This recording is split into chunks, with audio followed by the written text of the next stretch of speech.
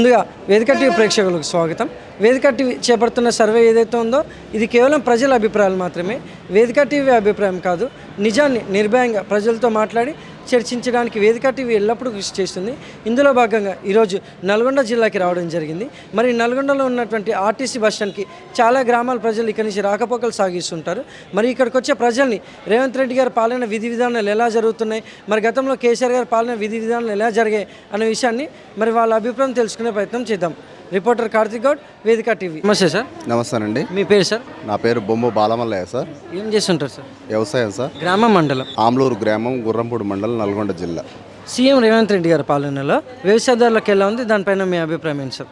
ఏం బాగలేదనండి, అస్సలు ఏం బాగలేదు. రేవంత్ రెడ్డి గారు చేసిన పరిపాలనలో నేను మిర్చి వేస్తానండి. ప్రతి సంవత్సరం 3 నుంచి 5 ఎకరాలు వేస్తాను. పోయిన సంవత్సరం 23,000 నుంచి 25,000 రూపాయలు కింటా కొమ్మింది. ఈ సంవత్సరం కనీసం 12,000 13,000 కూడా గిట్టుబాటు లేదనండి. రైతులది కూలీలకు చూస్తేనేమో 4,000 నుంచి 500 రూపాయల కూలీ రేటు పెరుగుతుంది. ఏమి పరిపాలన ఏం బాగలేదు.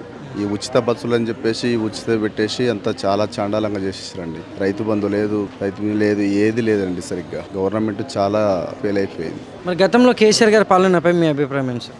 మంచిగా చేసిండు ఆయన. ప్రతి జూన్ కానీ జూలైలో కానీ రైతు బంధు వేసేది. రైతుల మొక్కలలో చాలా కళలు ఉండేది. చాలా ఆనందంగా ఉండేది. రైతులు చాలా అనవరిస్తా పడిపోయారు. పరిపాలన ఏం బాగాలేదు. దీని మీద గట్టి యాక్షనే తీసుకోవాల్సి వస్తుంది రైతులు. Thank you sir.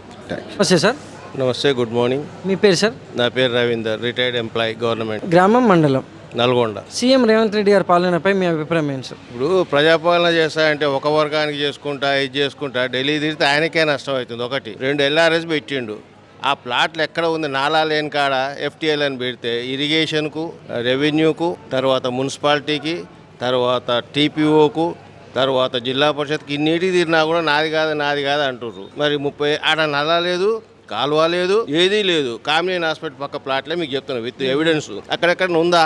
దేనికి ఎఫ్టీఎల్ పెట్టి పబ్లిక్ని సతాయిస్తున్నారు? డబ్బులు ఆయన తేవాలి. ఎవడో మాలాంటి కూడబెట్టి రూపాయి కూడబెట్టి ఒక ప్లాట్ కొనుక్కుంటే దానికి 100 లింకులు పెడితే ఎంతకని తిరుగుతావు? 67 ఏళ్ళ వయసులో మేము. 2 నువ్వు ఎంతసేపు వన్ సైడ్ అనుకుంటా పోతే రేపు నువ్వేమైతావు? టీఆర్ఎస్కి పట్టినకైతే మీ ఇళ్ళకి పడుతుంది. ఎవడు సమాధానమే లేదు.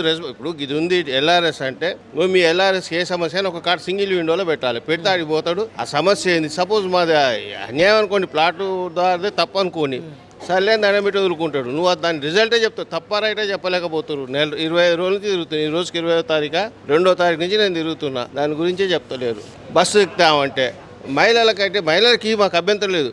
మేము మహిళల సీట్లలో మొగోలు కూర్చోవద్దన్నప్పుడు మరి మొగోళ్ళ సీట్లలో తాళే ఆక్యుపై చేస్తే మొగోడు టికెట్ పెట్టి ఆడ కూర్చోవాలి, నిలబడాలా?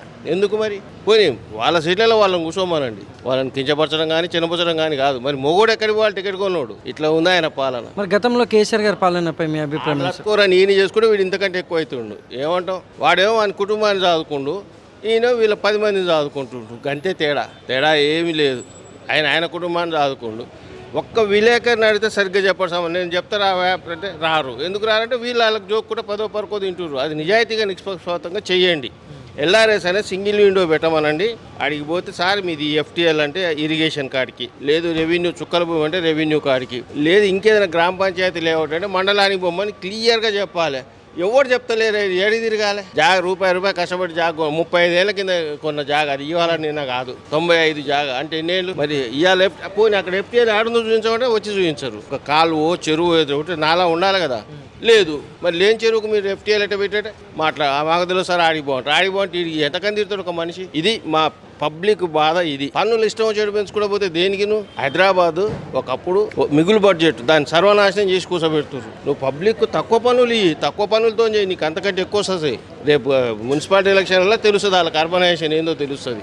ఎంతసేపు ఒకరికి తెచ్చుకుంటా పోతే ఎంప్లాయీస్ బెటరు, అర్బనైజేషన్ బెటరు, మధ్యతరగతోడు ఓటేయడు. మరి నీకు ఎవడు కావాలి? Thank you sir. Thank you.